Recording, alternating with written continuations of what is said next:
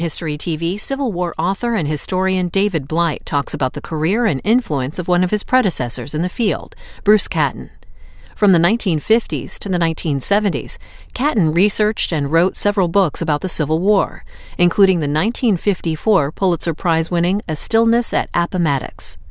The Civil War Institute at Gettysburg College hosted this event. It's about an hour and 15 minutes. Good evening.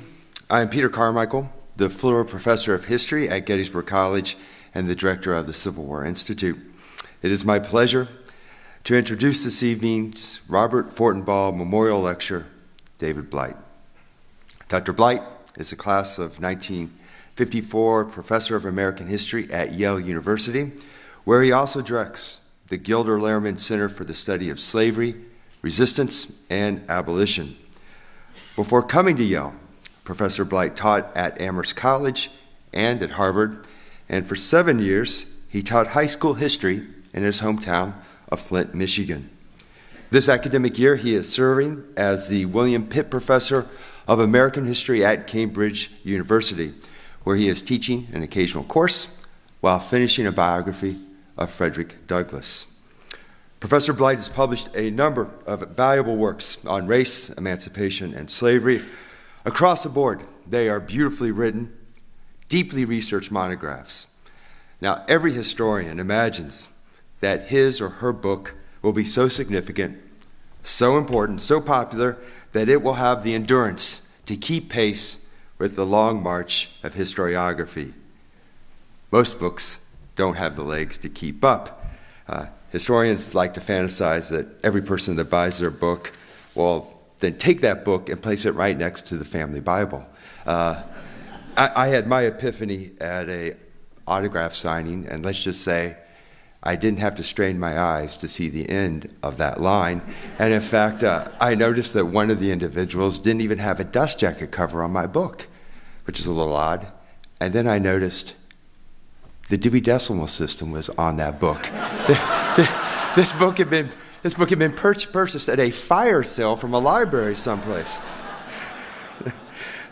Let me tell you, there is no chance of that happening to any of David's books, although we are, of course, at the risk of libraries going digital on us right now and not having real books. But David's books are so important, especially the one that really stands out is his book, Race and Reunion, The Civil War in American Memory. There is no need for me to summarize David Blight's argument in Race and Reunion. It's about how sectional reconciliation came about at the expense, of course, of racial justice. What I will say, though, is this. Professor Blight has been intellectually fearless in all of his scholarly endeavors in exposing the ways that we have sanitized our past. And as Americans, how we want bedtime stories that are soothing and comforting when it comes to our Civil War. In a recent interview on Fresh Air, Professor Blight reflected on this American tendency. This is a problem in our culture, he observed, because to be quite blunt about it, most Americans want their history to be essentially progressive and triumphal. They want it to be a pleasing story. And if you go back to the story, it is not always going to please. This evening, Professor Blight will have us confront one of the most pressing and demanding questions in Civil War remembrance. Do we remember the meaning of the war or just the fight? Would we rather feel or see the spectacle of battle or face the unending challenges of its moral and political consequences? Professor Blight will explore this challenging question through the writings of the noted Civil War historian Bruce Catton, whose popular books were published in between the 1950s and 1970s. And I should quickly add that Bruce Catton was the very first person to deliver the Fortenbaugh Lecture. If you look at Bruce Catton's work, it would seem that he avoided the dark corridor of war.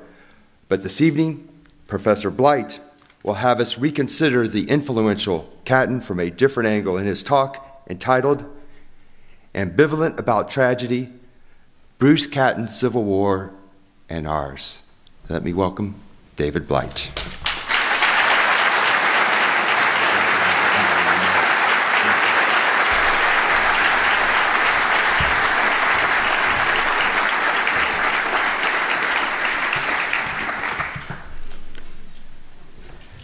Well, thank you so much, Pete. And before I thank a few other people, let me just say, Pete, I can only imagine there are a lot of people here tonight that were thrilled to see you back up here on this stage.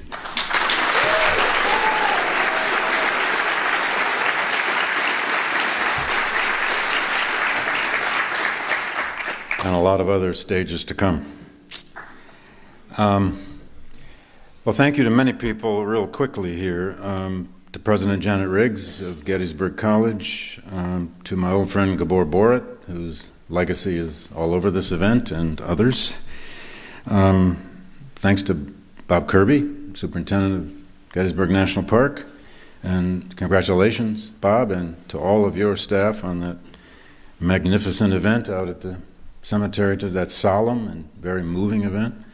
My first ever dedication day. I've never been here on this day, and I found it very moving. Thanks to Tim Shannon and all the terrific historians in the history department here at Gettysburg College, and that now includes my former student, Brian Jordan, who just finished his PhD at Yale. I had the privilege of it being his advisor. Way to go, Brian.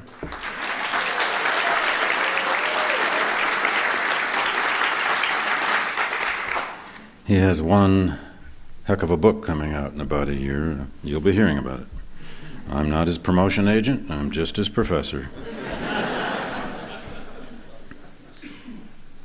When one gives a Fortenbaugh lecture, you probably hear this every year, but you're going to have to hear it from me. It's a very humbling invitation.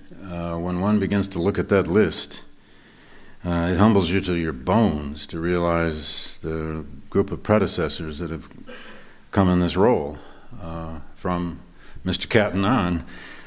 So it's one of those invitations where you think, oh, God, yeah, great. Gulp. What am I going to do? I'm going to say yes, and then I'll figure it out. Yeah. When we all come to Gettysburg, and of course many of you live here, but when those of us who don't come here, and I've been coming here since I was a boy, that's a long story, as it is for all of us. But when we come here, we should come here, of course, to learn, to commune, and especially if we come here to speak, we should speak about the subject. We should speak about what they did here, what happened here, and its causes, and its consequences, and its legacies. But it's always impossible not to at least mention how important it is to us as individuals. I did come here first as a boyhood tourist, and then as a teenager who kept demanding his parents stop here on our way to Washington to see my uncle. I wasn't as interested in my uncle as I always was visiting here. And then I brought high school students here for 5 years in the 1970s, and busloads of them, and never lost a one that I know of. Although every time I walk down one of the alleys of this town, which we just did to come over here to the Majestic Theater, I have flashbacks to seeking out a 16-year-old at 2 a.m. You should all do that once.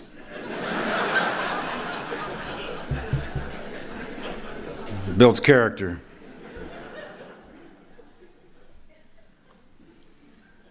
But we should speak about the subject. And my subject tonight is a great writer, a truly great writer, an artist. He was a writer. He always called himself a newspaper man, which he was, which may be why he wrote so well. He was a college dropout. As I told students at the college today, I don't recommend it. It's not a wise path.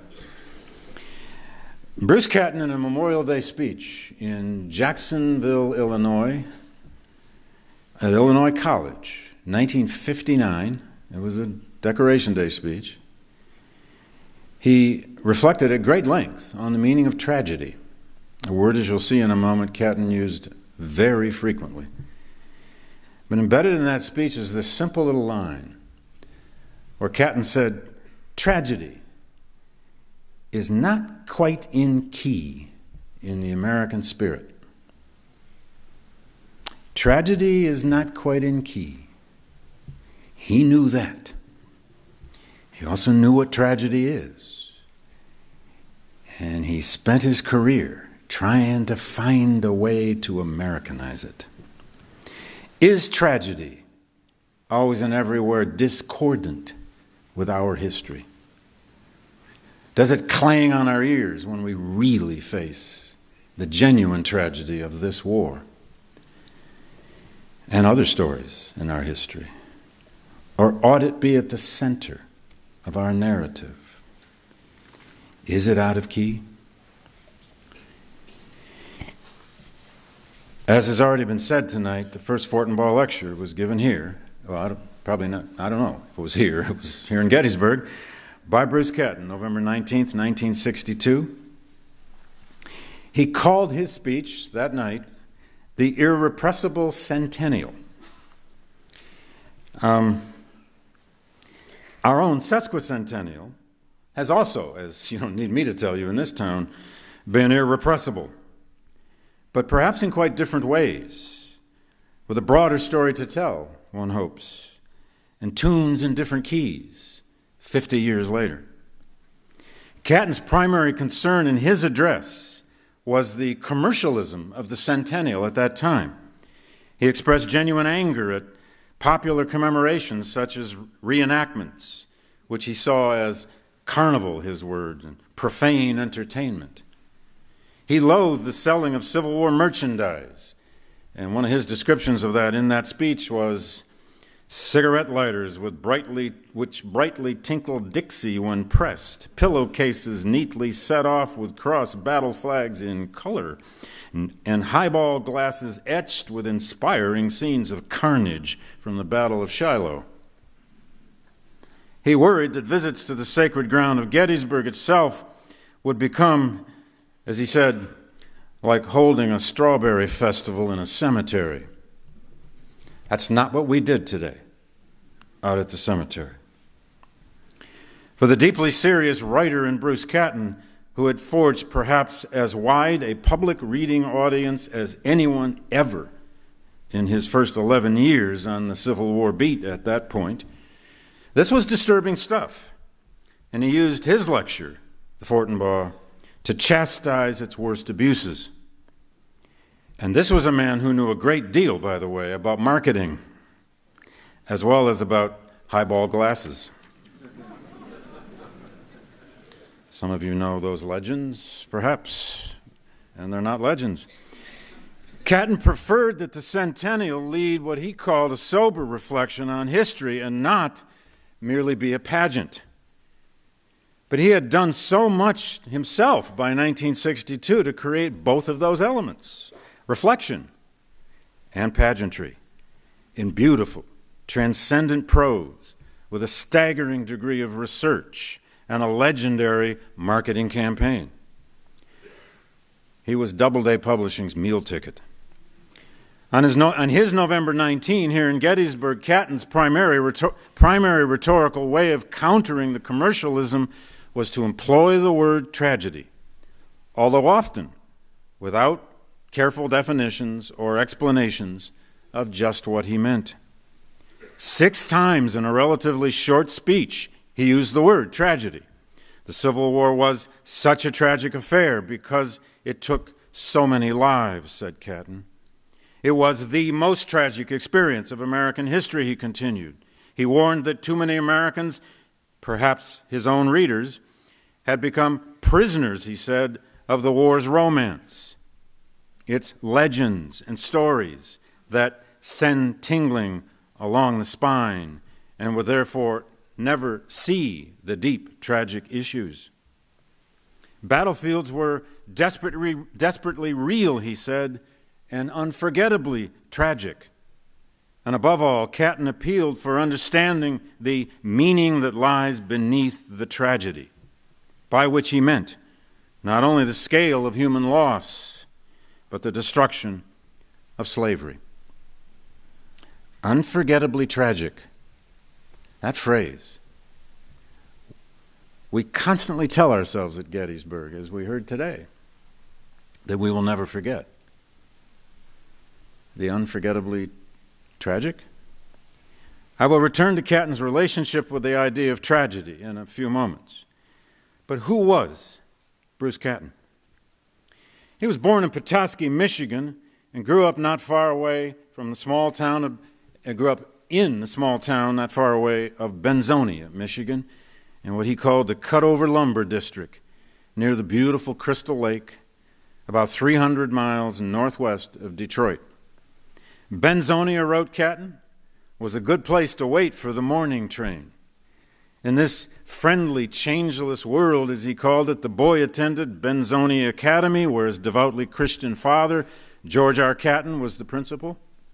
Surrounded by books and readers and educators, but especially under the spell of a significant number of old men who were Union veterans, spending time waiting for the morning limited, because there was nothing else to do in Benzonia, and waiting usually with a bunch of impressionable young boys, Catton cultivated a lasting and romantic imagination for the Civil War.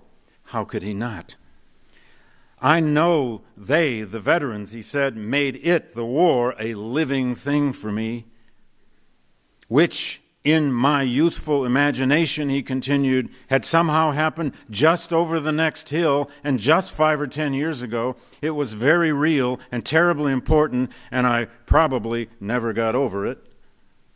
Indeed, he never got over it. And he made sure in the centennial years of the 1950s and 60s that his millions of readers never got over it either. Catton almost always wrote about the Civil War with a sense of epic and an appeal to romance of a kind, as well as his own brand of realism rooted in deep research.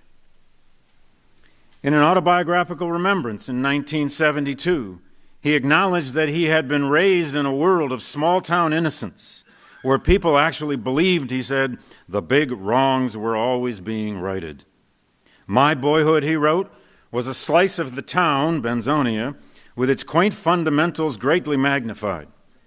Even on the eve, he wrote, of the terrible century of mass slaughter, of concentration camps and bombing raids, of cities gone to ruin, and race relations grown desperate and poisonous, of the general collapse of all accepted values and the unendurable tension of the age of nuclear fission, it was possible, even inevitable, for many people to be optimistic. The world was about to take off its mask, he continued, and our worst nightmares did not warn us what we were going to see.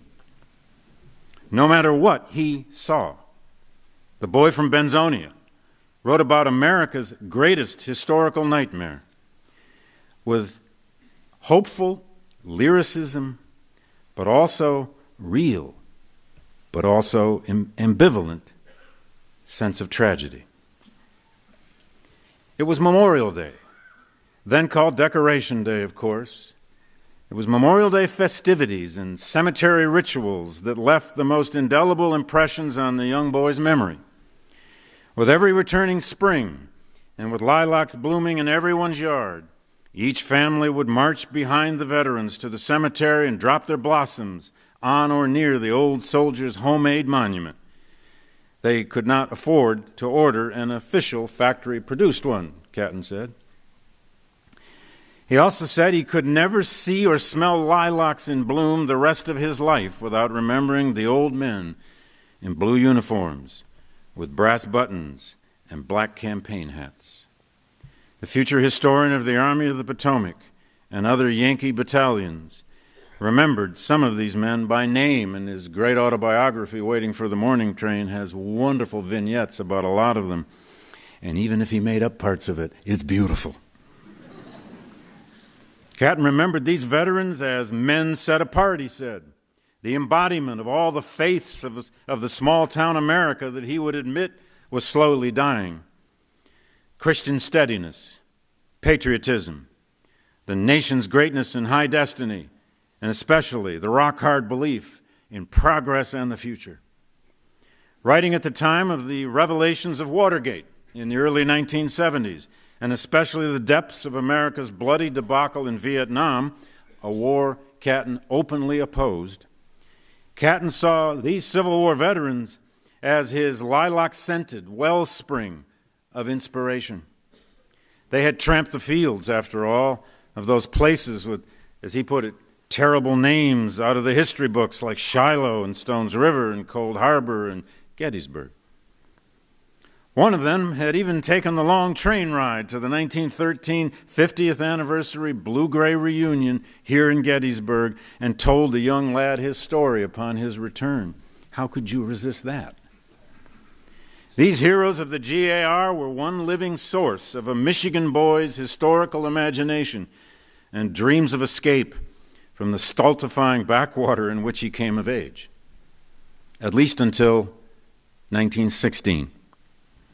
That year, the local GAR post hired a traveling duet. They called themselves the Drummer Boy of Rappahannock and his storytelling sidekick. These guys hired themselves out to soldiers' reunions. That won't surprise us in our own time. The drummer, what Catton called a professional Civil War veteran, who roamed the Midwestern states ready for hire, possessed a set line of patter, memorized and carefully rehearsed. The routine included bad jokes that only the veterans seemed to enjoy, and the playing of taps, as well as other military calls on a drum. Their finale was a rousing, loud beating of the drums to represent the sounds of battle, from a full charge of infantry to a routed enemy. And then Catton says, down finally to scattered sniping by rearguard parties, and then silence, all done with one drum. The awful racket, Catton remembered, filled an auditorium. But this whole event disturbed the young teenage Catton. Instead of looking heroic, he wrote, giants from the magical mist of an age of greatness, these veterans suddenly, he said, looked pathetic. What troubled Catton most was that the aging drummer boy introduced his performance as the sounds not of 1864, but of the present-day struggles on the Western Front in France. Benzonia was isolated, Catton remarked, but its citizens read newspapers about World War I. This was 1916. And Verdun, he said, had no place in the nostalgic gatherings of old Civil War soldiers and their youthful acolytes. For Catton, this disturbing episode was what he called the pinprick that exploded my toy balloon.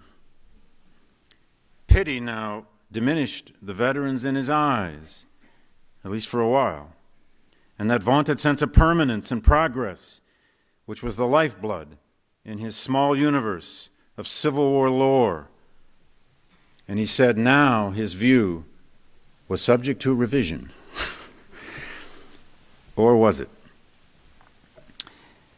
Quick survey of Bruce Catton's career, and we'll get him up to his books. He went to Oberlin College, great stroke of good luck. He dropped out in his sophomore year and enlisted in the United States Navy in World War I. He served slightly more than a full year. At age 21, he became a journalist and would remain a journalist for the next 2 decades, actually a very prominent one. He became a nationally syndicated columnist, eventually with the Scripps Howard newspaper chain. He learned how to make a deadline while he learned how to write prose. Some of us scholars aren't as good, at least that first one. In 1938-39, he hired as a public information officer in the federal government. He became a PR man at various levels of the Roosevelt administration. In 1941, he went to work for the War Production Board. He became director of information for the War Production Board. He ran publicity campaigns, press releases, gave public talks. He spent almost the entire World War II, he did spend the entire World War II in in Washington, D.C., as a PR man for the crusade to build the links between the government and private enterprise to win the war. That's what the War Production Board did. He was its propagandist. He published his first book 3 years after the war. By the way, he had also stops as press agent for Vice President Henry Wallace, among other things. And he was a speechwriter for a while in FDR's team of speechwriters. To be perfectly frank, this people may not want to know or do know about Bruce Catton. He was a dyed-in-the-wool staunch New Dealer. That may not always seem obvious in some of his books. But in 1948, he published his first book, which is definitely still worth reading. It's called The Warlords of Washington. It was his experience, but primarily it was a history of the War Production Board, of this whole story of what became known as the military-industrial complex. And it's a rather dark, cautionary tale. Catton believed the working class had been sold out by fat cats, these are his words, and dollar-a-year men, protecting profits rather than advancing American democracy at home. He became, in that book, a kind of populist muckraker. We retreated, he said, I'm quoting him, from democracy because democracy means change if it means anything worth the life of a single sharecropper. Warlords landed him in the dock of a Republican majority congressional committee investigating possible communist ties in the government. That's Bruce Catton. No wonder he quit his job and went off to the Library of Congress to read Civil War diaries. Some of the reviews of Warlords were really good, and it convinced Catton to quit his job and be a writer. And some of those reviews of Warlords of Washington have words in it like dramatic, provocative, and so on about his writing. But, in fact, one reviewer called that book bitter.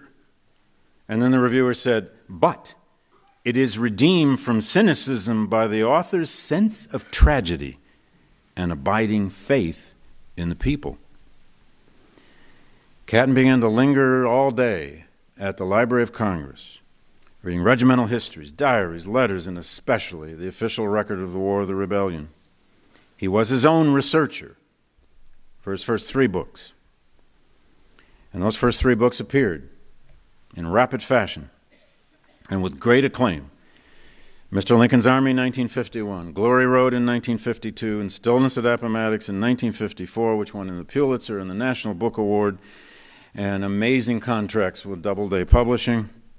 And he struck up, right after Stillness, a research relationship with E.B. Long, Edward Beach Long, also not an academically trained historian, who lived in Chicago, who became Bruce Catton's research assistant, paid full-time by Doubleday Publishing for at least 5 years, and then probably for part-time at least for 5 more years. And that relationship alone could be the subject of a lecture, and I have a fairly long section about it in my recent book, American Oracle. E.B. Long went all over the United States to archives, state historical societies, collections of all sorts, and not just researching military history. And he produced thousands of pages of research material. In fact, before I leave E.B. Long, I will actually recite his numbers. They became, in effect, Bruce Catton Incorporated. E.B. Long actually referred to their research collections as assets. And he produced monthly reports and then annual reports. And toward the end of the process of being Catton's research assistant on the second great trilogy, the trilogy Catton produced in 1961, 63, and 65, E.B. Long produced a report for his boss in which he indicated that his research materials had produced 9.1 million words. God knows why he counted these things. He must have been just an autodidact. They read like the inventory reports for General Motors or something.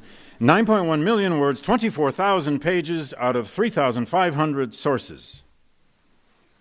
And I believe it. Bruce Catton's papers are in 2 places. They are voluminous. They have been used by almost no one. Brian Jordan's been there, though, now, I can tell you that. His papers are at, one batch of them is at the Citadel in Charleston, and it's an interesting story how they got there. I won't go into it. The large bulk of his papers are in Laramie, Wyoming. Yeah. Maybe that's why no one's worked on Bruce Catton. Sorry. Actually, Laramie's a beautiful place. Spent a week and a half there once. But that's where the American Heritage Archive is, and that's where E.B. Long went.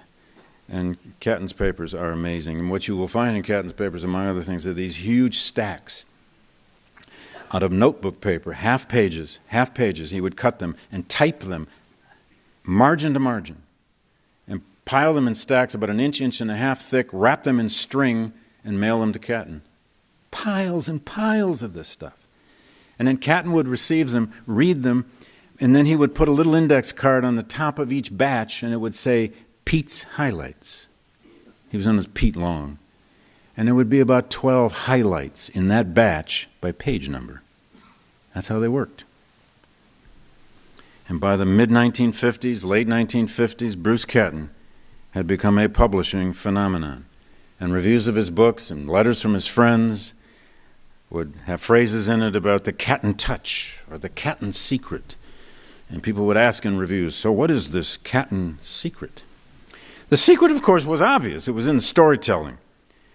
It's in the author's uncanny ability to plant his flag in the North. He wrote about the Northern common soldier, by and large, in these books, while writing about the war as a grand national experience in the ultimate spirit of reconciliation. But his magic, knowingly or not, may have begun where Catton himself began. He decided to write the history of what seemed to be, to him, the neglected Northerner, the common Yankee soldier in the most famous and oft-maligned army of the war, the Army of the Potomac. Initially losers, of course, but ultimately the big winners. Catton set out to find everybody's loss and then kind of everybody's victory. But he did so through the lens of the Northern enlisted man, and the fact that he did it through that lens was an extraordinary achievement of both literary and marketing skill. The South story of heroic defeat, what we've come to call the lost cause tradition, laced with simultaneous denials and embraces of white supremacy, had cried out for a popular counterpart. This was especially the case in the midst of the Cold War, and as the Civil Rights Revolution took hold and exploded across the American South. Catton seduced his readers with great writing. It was the 1950s. The economy was booming for the middle class. America had just won the biggest war ever fought. Families with automobiles were seeing the USA in their Chevrolet as they traveled to historic battlefields in large numbers for the first time, and millions of readers, some conditioned by their own military experience now, were eager for great war stories. Thomas Macaulay in England before him had sort of set the pattern. And like Macaulay to the English, Catton's works became a kind of national siren call into the past, to the scenes of a distant but deeply resonant war. Few of Catton's readers ever could read just one of his books without moving on to the next. Even a modern cynic, appalled by war and its horrors in the 20th century, could hardly help being seduced by Catton's opening chapter of Stillness at Appomattox. A lot of you have read it. I would ask for a show of hands, but I can't see the audience, so it wouldn't matter. In that opening chapter, of course, he portrays a ball held among the officers of the 2nd Corps of the Army of the Potomac on Washington's birthday in winter quarters in Northern Virginia. Winter, 1864. Faded doom hangs over the occasion.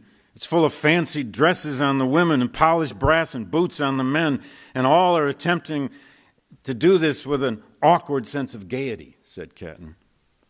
Handsome men in blue and swords neatly hooked up to their belts and wearing spurs. Escorts and guests seemed to make a particular effort to be gay, Catton wrote, as if perhaps the music and the laughter and the stylized embrace of the dance might help everybody put out of mind the knowledge that in the campaign, which would begin in the spring, a considerable percentage of these officers would unquestionably be killed. The dancers, Catton goes on, quoted Byron to themselves and borrowed the taglines of implausible poetry describing a bloodless, bookish war. It was born of a romantic dream. These are Catton's words. And it was aimed at glory.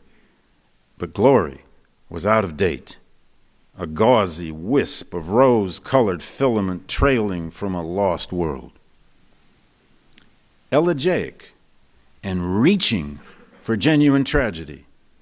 How better to set up the bloodiest campaign of the war, but with the sights and sounds of a military ball on the eve of all of that slaughter.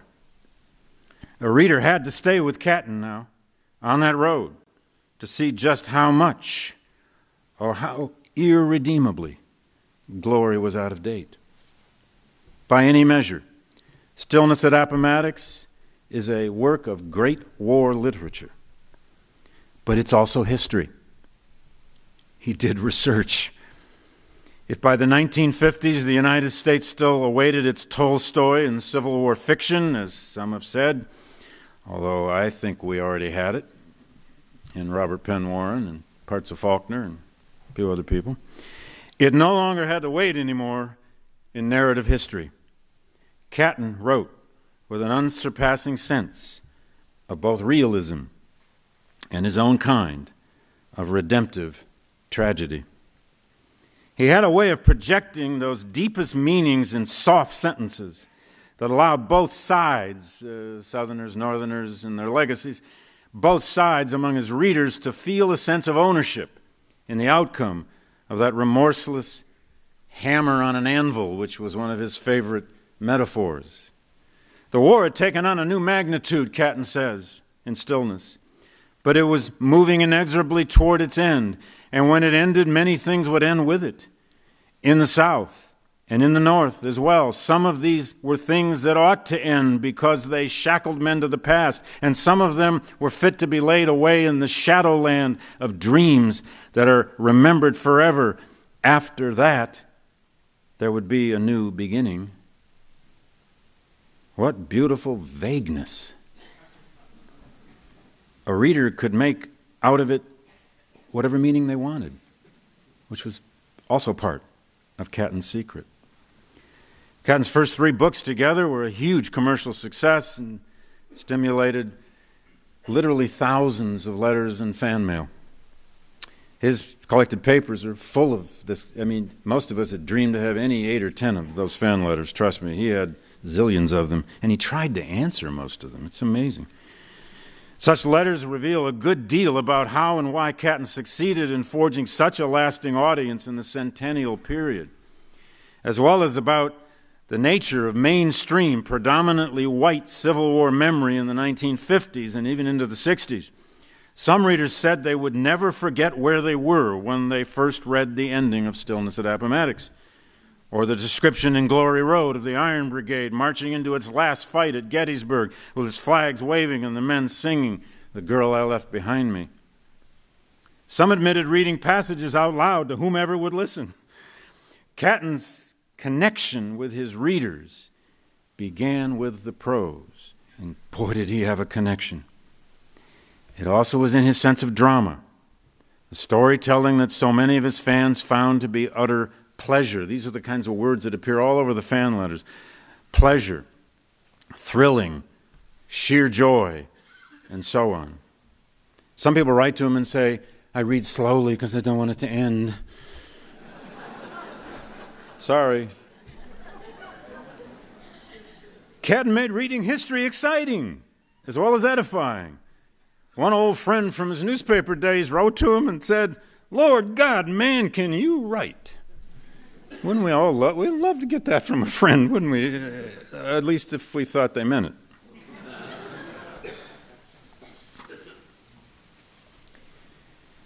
Still, that same correspondent who wrote to him, said, "God, can you write?" said, "I'm still wondering, what is this thing, this Bruce Catton touch?" he said.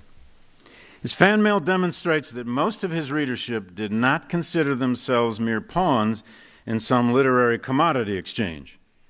His books put readers in emotional touch with their fathers and mothers, their grandfathers and grandmothers, their uncles and granduncles who had fought in or otherwise endured the war, intended or not, This filial connection was part of Catton's touch. And I'll spare you the many examples I could use, but Catton's fan letters are full of these expressions of people writing to him and saying, oh, on page 75 of Terrible Swift Sword or Glory Road, where you refer to the diary of that soldier in the 31st New York Volunteers or whatever, that's my grandfather. Or that's my great-uncle. And on a few cases, they will say, that's my father. And if you do the math about the 1950s, that's still entirely possible, entirely likely. One letter by a guy named Clarence Foster of Southampton, New York, and by the way, he got a lot of fan mail from women as well. I don't want you to think this was just a male phenomenon. He gets a lot of letters from women, and not just complaining that they don't see their husbands. But anyway, Clarence Foster from Southampton, New York, thanked Catton for creating in him, quote, the feeling of actual participation. Even more, he informed the author that the incident he narrated of a Union cavalryman dining with a colored family at Lebanon, accredited to the reminiscences of one Alonzo Foster, was the work of his own father. And as Foster read Catton, he fondled mementos, he said in the letter, quote, Dad's cap with 2 bullet holes through it, the canteen which his comrade Harry Sharp took from his own shoulder and hung around Dad's neck when he was wounded, the belt he wore, and the bullet which was taken from his hand at the field hospital. Imagine a man, he's reading Bruce Catton, fondling his dad's mementos, and he sees his dad quoted. But before closing, Mr. Foster referred to Catton's use of the idea of Byronic language exchanged at that officers' ball and the opening scenes of Stillness. His father had left him a volume of Byron's poems, confiscated, he said, from a Negro cabin. Slaves had taken it, according to Mr. Foster, from their evacuated master near Williamsburg, Virginia, during the Peninsula Campaign. Catton had struck a mother lode of more than mere nostalgia. In the 50s and 60s, millions of Americans still felt intimately and elementally connected to the blood and sacrifice, the place names and the stories of the 1860s. In narrative that often sings as it informs, Catton became their personal troubadour. But Bruce Catton had a lot of critics. And I don't want to dwell on this too long, but there were a lot of critics. The Civil War had found its place and its popular voice in Bruce Catton. But just because of that popularity, if no other reason, it attracted a lot of attention and a lot of criticism. Catton and the Centennial Commemoration became, he and the commemorations became associated as essentially the same thing. He became so identified with the centennial that sometimes people would complain about the centennial just by complaining about Catton. And they would often target him personally. In The Nation magazine in 1960, Dan Wakefield lampooned the amounts of money spent by state and federal commissions, as well as magazines and television, in planning blue-gray extravaganzas, as he put it, for entertainment, as the civil rights movement ripped the fabric of American society. Record companies intended to assault our eardrums from hi-fi and jukebox, mused Wakefield, with everything from Just Before the Battle Mother to rock and roll variations of the Rebel Yell. Soon, he predicted, there would be a meeting at the summit between Mitch Miller and Bruce Catton. This stuff must have hurt Catton at first, or maybe always. After chastising the National Commission for ignoring emancipation in their planning, the same piece in The Nation magazine ridiculed a piece Catton published in Life magazine entitled End of the Gallant Rebs. You know where this is going. In which Catton gushed about the prowess of Confederate soldiers, especially their, quote, savage-inspired ferocity, almost unstoppable when making an attack, and their dogged endurance on the defensive. Such language, Wakefield said, sounded like, quote, a pregame story of a Syracuse football team on the eve of the Cotton Bowl. Ouch. Occasionally, Catton's books receive blistering reviews by those unwilling to abide any sentimentalizing of the Civil War. Catton wrote Anthony West in The New Yorker in a critique of the book This Hallowed Ground, I'm quoting, "does not care much for the precision of thought and language, and he likes to fatten the bare record of events with drama and intensity." With long quotations from some of Catton's beautiful flourishes of language, West accused the author of forcing, in his words, mystical value and a purpose to give meaning and dignity to everything in the war. In Hallowed Ground, Catton writes of members of the 5th Corps of the Army of the Potomac who celebrated their realization that the war was over by lighting candles, putting them in their barrels of their rifles, and marching through their camp at night. And Catton cannot resist such pathos, and he lurches for its meanings. In Catton's words, "But for the moment the lights still twinkled, infinitely fragile, flames that bent to the weight of their own advance, as insubstantial as the dream of a better world in the hearts of men." The final end would not be darkness, though, he said. Somewhere, far beyond the night, there would be a brighter and a stronger light. In disgust, West wondered, what is the thunder this brighter light is supposed to be but a shoddy rhetorical device? Ouch. Whatever his popularity, and perhaps because of it, West portrayed Catton as a writer who could not, he said, outgrow his sentimentality. Sometimes fair, sometimes not. Most of Catton's legions of fans probably never read such a withering critique, although as a New York intellectual himself, and he considered himself just that, Catton surely did. This stuff stung. He likely did not see columns about himself in African-American newspapers. I don't know that for sure. An editorial in the Baltimore Afro-American in 1958 took issue with a speech Catton delivered in which he paid tribute to Robert E. Lee and the ragged Confederates who had never, he said, asked for anyone's forgiveness and only sought understanding of their cause. We don't think there was ever any misunderstanding, declared the black editor, about what the Confederates were trying to do. They tried by force of arms to keep a large segment of people in human bondage so they could exist in luxury off the fruits of their labor. Accusing Bruce Catton of maudlin sentimentality, the Baltimore paper portrayed him as, quote, hypnotized by his own writing. Ouch. The world fully understands the architects of the Confederacy, concluded that black newspaper, as well as of their descendants who are trying to hold back the clock with their massive resistance schemes. Catton hated such associations because he supported the civil rights movement, at least in his own ways, he surely did. But his public utterances honoring the lost cause, and he did it all the time, in the name of some kind of national cohesion, landed him justifiably in this kind of company. His name was used as well by the black poet Sam Cornish to define a part of America's racial pain through parody.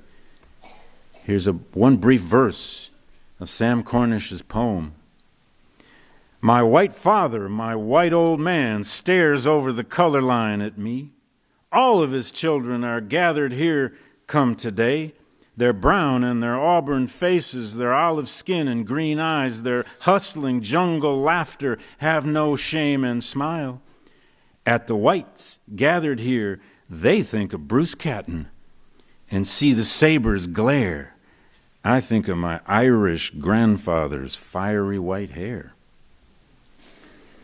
Poor Bruce, you're taking it on the chin.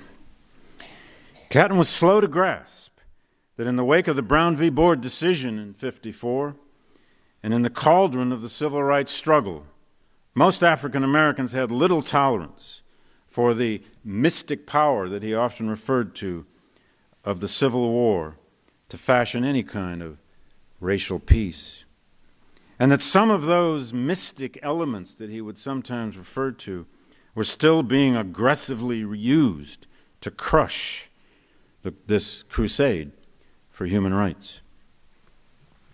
And as for Catton on race and slavery, it's a fascinating subject. He had great ambivalences here too, and he also had great commitments. Bruce Catton had read the World War II, post-World War II historians that a lot of us grew up reading, and he had adopted much of that thesis about the irrepressible conflict. He declared over and over that the deepest roots of the war were the argument over slavery, his words, all about slavery, his words. And he usually, almost always, couched the question of slavery in some kind of use, although sometimes vague, but some kind of use of the term tragedy. Without doubt, Catton saw slavery as the war's central cause, long or short term. Southern leaders of secession, he argued, resolved that the institution, quoting him, which Southern society lived by must be preserved at all cost. One could not read The Coming Fury, his book of 1961, which is all about the coming of the Civil War, the causes of the Civil War, without understanding his quite explicit argument that slavery was at the root of the whole thing. Although he would sometimes then back away too, and he would call slavery the riddle, that was his word, that we cannot fully understand. Clang. When it came to confronting the power of the lost cause tradition, thriving and lethal in the midst of the civil rights movement, Catton almost took on the role of national literary reconciler-in-chief. Reviewers often criticized this element of Catton's work. At the same time, they exposed their unguarded envy of the author's ability to, as one reviewer put it, ring up sales on cash registers.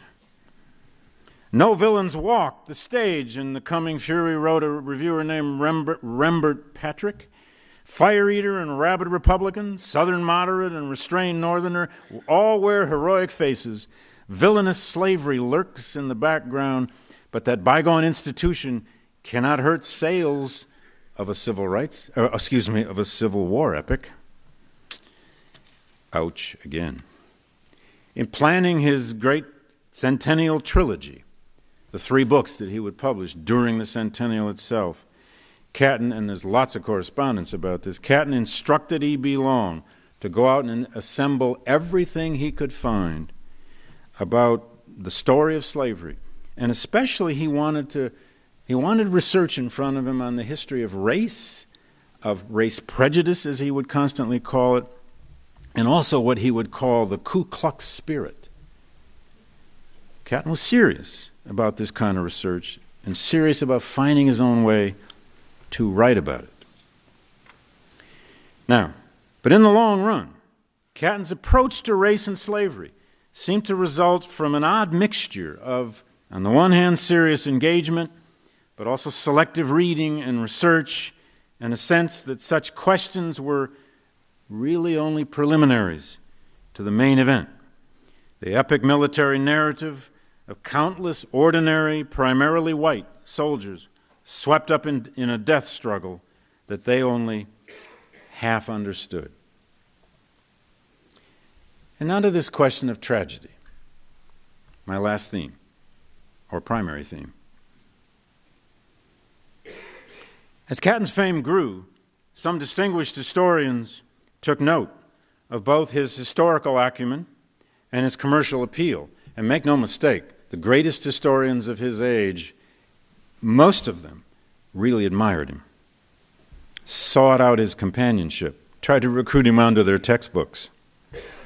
In a review of Two Roads to Sumter, though, a book about Abraham Lincoln and Jefferson Davis and the coming of the war, spun off by Catton and his son William in 1963, Avery Craven, then probably the dean of Southern historians, wryly remarked, I quote him, "In spite of the romance and glamour with which Bruce Catton has so richly endowed the Civil War, he now finds it to have been the nation's greatest tragedy.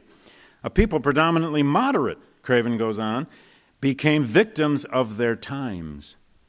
Implying that Catton did not grasp genuine tragedy, Avery Craven suggested that Catton's thesis that both presidents were essentially well-meaning moderates trapped by radical historical change was, Craven's words, just too pat to fit the complexity of the situation. Such complexity, Craven said, and I quote, would have spoiled his formula. Ooh, that must have really hurt from Avery Craven. The Catton touch had become a formula requiring several elements: the American tradition of moderation, ruined by fanaticism, glory enough to go around on both sides, dramatic turns of events on battlefields suffered endlessly by the ordinary soldiers of both armies, a tragic bloodletting from which the nation emerged better and stronger, its ideals given a new beginning. That's the formula. And always the beautiful, transcendent prose. The great Roy Nichols of University of Pennsylvania found Catton's This Hallowed Ground in a review, quote, reminiscent of Tolstoy in War and Peace. He admired Catton's ability to make an army such a living thing. He loved what he called Catton's gift for portraiture. But, said Nichols, he simply could not abide the full thrust of Catton's romanticism. Catton's inspired writing, argued Nichols, points out a danger by showing so clearly why so many thousands enjoy this war 100 years afterward. As the centennial arrived, Roy Nichols challenged, his words, should we not do more than vicariously enjoy this war? A formula for enjoying the war.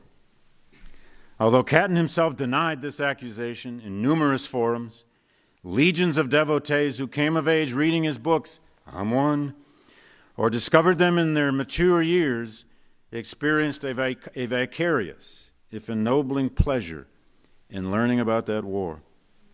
They came to love the Civil War in an age when war, with its unfathomable destructiveness, was no longer lovable. The frequent New York Times book reviewer Charles Poore snidely remarked in 1962 that the appeal of Civil War centennial books may have flattened out, he said, although, quoting him, many new books about the gray and the blue appear, few these days have Bruce Cattonizing appeal. The poor man's name had become a verb. He must have just maybe not read reviews after that. I don't know. No, I think he did. He responded to some of them. Catton's name, whether he wished it or not, had emerged as a brand. He had become so associated with this story that yet another reviewer in the New York Times called him not only a literary phenomenon of our time, but the, quote, high priest of the Civil War cult. In a long poem celebrating the year in books in 1962, the same Charles Poore of the New York Times sighed, small verse, Bruce Catton's Civil War is doing fine no matter how you braid them. There are more novels than you ever saw on rebels and the villains that betrayed them. His name just gets attached to everything. No matter who the writers were, nor in which genre, it had become Bruce Catton's Civil War. The great Yale historian John Morton Blum, who I got to know before he died a year ago, told me stories about Bruce Catton, wonderful stories. He recalled a conversation with Alfred Knopf, the great publisher, circa 1965, when the famous publisher offered this telling comment on Bruce Catton. Bruce Catton is the last survivor of both sides, said Mr. Knopf. God. Blue, gray, God.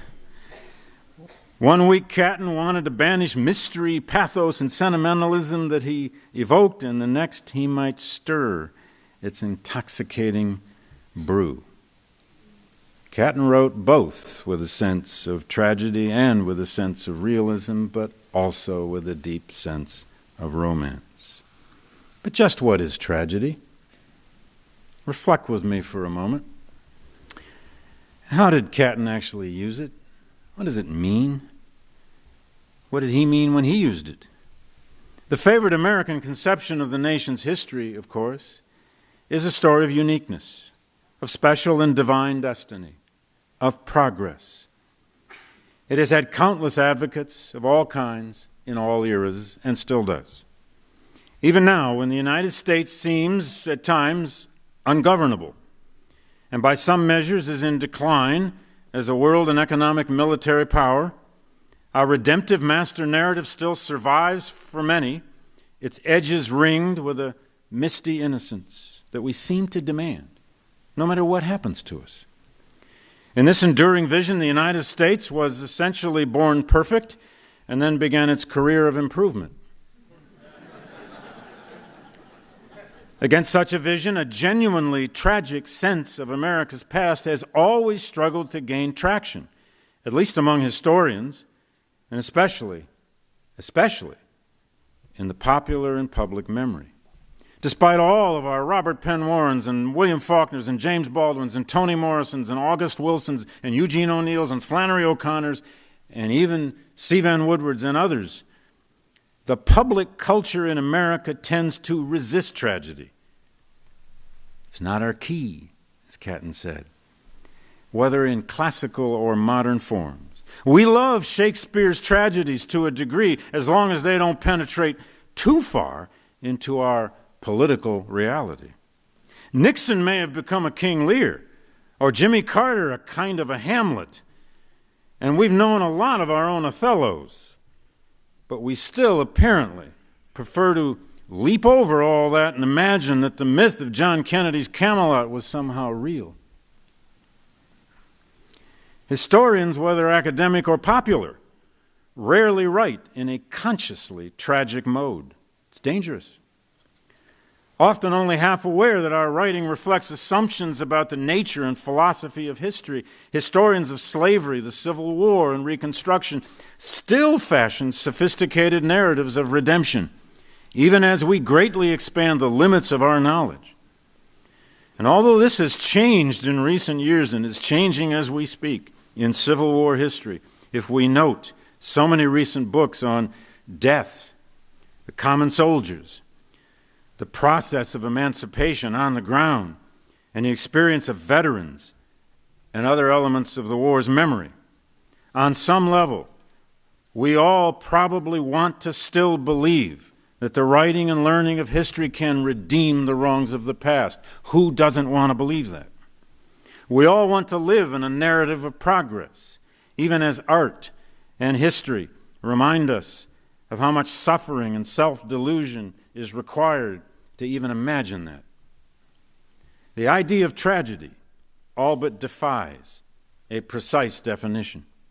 It is contingent on time and place and even on national cultures and habits and folkways. It can be exclusively an art form, invented by the Greek playwrights. But it can also be a view of life, of man's relationship to existence or to history, and therefore to such fundamental notions as fate, destiny, necessity, chance, providence, and especially the mysteries of suffering and death and good versus evil. Indeed, our foreknowledge of death makes tragedy an obvious element of life itself and prompts serious students of tragedy to conclude that only the naive float through life without a sense of the tragic. But as nature gives us memory with all of its terrors and tyrannies, it also gives us forgetting to ease the pain and potential sense of doom in our human condition. It is always useful to recite Friedrich Nietzsche's famous proposition. We have art, said Nietzsche, so that we may not perish from the truth. But this dictum about the relationship of art and tragedy does not necessarily mean that art is a veil or some kind of protection so we can cope with tragedy, as some have argued. What Nietzsche may really have meant is that we possess art so that we can possess the truth about tragedy, not replace it. and therein lies its eternal challenge. I do think this is something Bruce Catton, as an artist, understood, even as he sometimes danced around the idea in the creation of his massive body of beautiful work. Tragedy might be best understood, as Raymond Williams once wrote, as a structure of feeling, or as Richard B. Sewell called a mood, a feeling, a tone, an attitude toward life, a cast of thought. Aristotle famously argued that tragedy, through action and conflict, can bring purgation or catharsis. Such pleasure derived from suffering leads to an assumption about tragedy, that however destructive and bleak, however undeserved and suffering, such as in the book of Job, the story must result in knowledge gained in some form of learning and resolution from living through the pity, the terror, the fear, or the madness. Events of the 20th century, however, the Great War, the Holocaust, the atomic bomb, ethnic cleansings, genocidal civil wars, and perhaps now even September 11, have challenged to its limits this Aristotelian cathartic view of tragedy. But in literary terms, tragedy provides a very malleable form and is thus the source of so much great drama and literature in which art and life are almost one.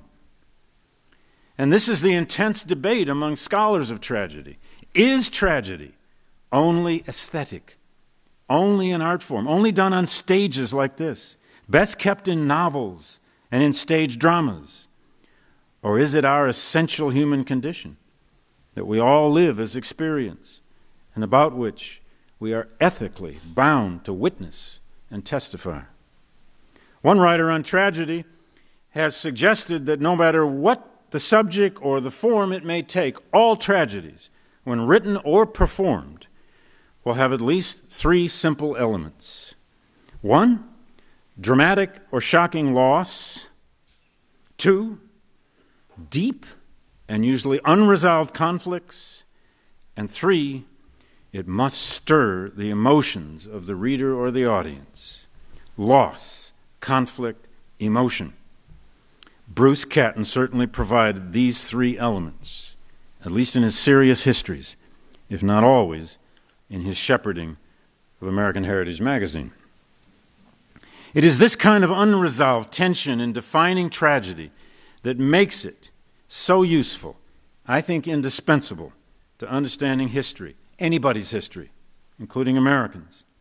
The tragic vision, wrote Richard B. Sewell, pierces beneath the official view of any culture to the dark realities that can never be hidden. A tragic sense of history rejects facile, optimistic conceptions of the past. It respects the dark and evil side of human nature, as well as the capacities of the institutions humans create to exploit and destroy in the name of ideology or nation or race or religion. A tragic view of history is not hopeless. It's not even pessimistic, but what one might call informed, prepared, or chastened. A sense of tragedy can keep us suspicious of theories of revolutionary change or theories of stable progress. The tragic mode of seeing and writing the past does not mean that the engine of history is only to be found in forces or in man's capacity for evil. People are the engines of history, and sometimes very specific people and nations are explicitly to blame for crimes against humanity. The tragic mode, I'm arguing, helps us temper our rigid theories of history, conditions us for history's shocking surprises, and reminds us that each day, when the sun rises in the human story, the night will come. A sense of tragedy, I think, is essential for any real hope. When Catton employed the term tragedy, which he sometimes does as mood music and sometimes as tone for his endings in his books or chapters, he knew what he was doing. He understood its literary uses. He often reflected in public speeches about Shakespeare in particular. He loved to quote from actually Lear and Hamlet, sometimes Othello. And I think his best use of tragedy, and I'm only going to use one example. I wanted to conclude with two, but I'll spare you, just one. Where Catton is at his best, and those of you who've read him know this, was when he embedded the sense of the tragic within his narrative, within the story, and not when he just threw the word around, like popcorn, which he sometimes did. There are amazing passages in Terrible Swift Sword, his 1963 book, where I think this is so resonant. But I want to use an example that is my own personal favorite and use it as a way of ending, mostly with Bruce's own words, Catton's own words. I didn't know him. What am I doing calling him Bruce? When you write about people, you talk to them in your dreams, and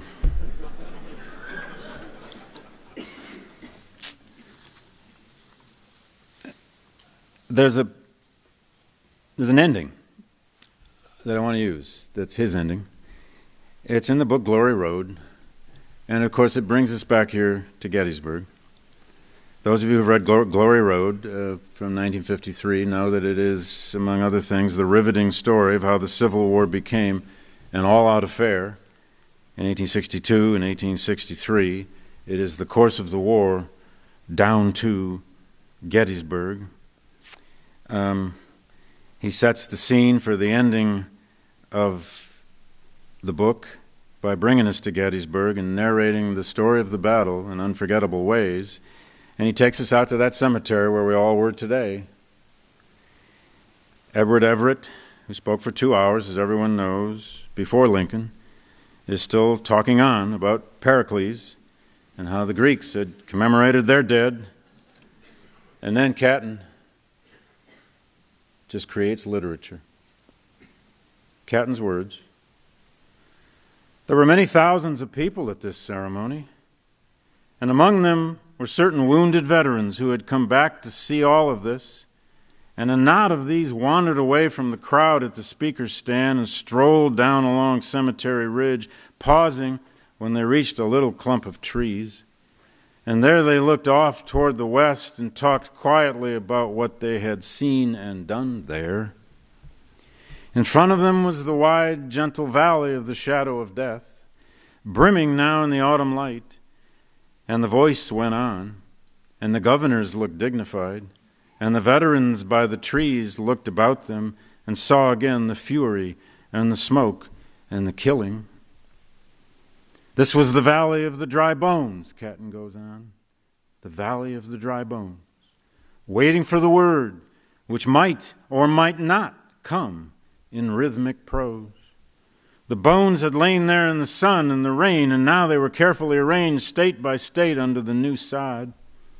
They were the bones of men who had exulted in their youth, and some of them had been unstained heroes, while others had been scamps who pillaged and robbed and ran away when they could, and they had died here. Back of these men were innumerable long, dusty roads reaching to the main streets of 1,000 youthful towns and villages where there had been bright flags overhead and people on the board sidewalks cheering and crying and waving a last goodbye. Perhaps there was a meaning to all of this somewhere. Perhaps everything that the nation was and meant to be had come to a focus here, beyond the graves. Perhaps the whole of it somehow was greater than the sum of its tragic parts. And perhaps here, on this windswept hill, the thing could be said at last, so that the dry bones of the country's dreams could take on flesh. The orator finished, and after the applause had died, the tall man in the black frock coat got to his feet with 2 little sheets of paper in his hand, and he looked out over the valley, and he began to speak. That's how the book ends. He never named Lincoln. He never uttered one of the words of the Gettysburg Address. And by the way, he gets a lot of fan mail about that ending. Some readers loved it, and some complained, "Bruce, how could you not go on and quote the Gettysburg Address? How could you just leave us hanging there?" I imagine Catton thinking, "God, they didn't get it." But seriously, no one should ever invoke the terrible beauty, the anguished, withering pain, the great tragedy of Ezekiel's metaphor of the valley of the dry bones without good reason. They should never do it if they don't know what they're doing. And here in this case, Bruce Catton had tragedy in the right key. Thank you.